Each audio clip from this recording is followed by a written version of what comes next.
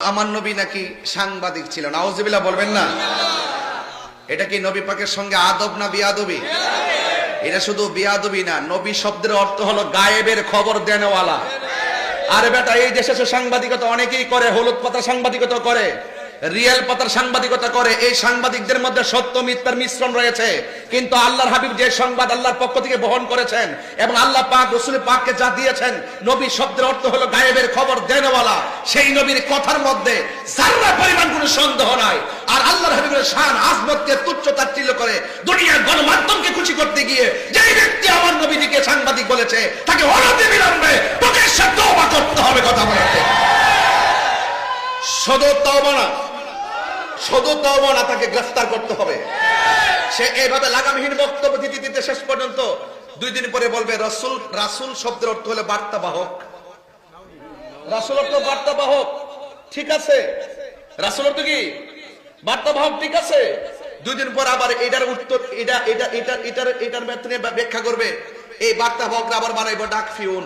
নাউজুবিল্লাহ বলবেন না, কারণ এদের কোনো ধর্ম নাই। আমি আগেই বলছি, নীল নদের পানি যেমন নীল না, এদের মুখের ইসলাম ও ইসলাম না। কথা বলেন ঠিক না বেঠিক?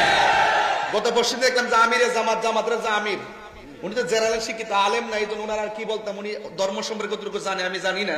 কোন মাদ্রাসায় পড়ছে, কামিল পাস করছে না মুহাদ্দিস হইছে আমি জানি। ডাক্তার শফিকুর রহমান উনি কোন লেখাপড়া করছে, উনি আলেম কিনা, কোন মসজিদের খতিব এটাও আমি জানি না।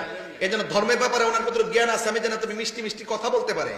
গতকাল দেখলাম ওই যে আরেকটা চাপাবাজ আছে তারেক মনোয়ার, এবং সকল জামাতের আলেমদেরকে নিয়ে মিটিং ডেকে জামাতের আমির বলতেছে, এদের উস্তাদ বলতেছে, এদের যাদের পিছনে রাজনীতি করে সেই নেতা বলতেছে, আপনারা বক্তব্যের ক্ষেত্রে ভাষাগত সংযত রাখবেন, আবল তাবল বলবেন না। একদিন আগে আমিরে জামাত বুঝাইলো কি, আর একদিন পরে এই আন্তর্জাতিক চাপাবাজ আমির হামজা ডেলিভারিটা দিল কি? তার মানে বুঝা গেল, হ্যাঁ বিয়াদবিতে বড় সেরা রে।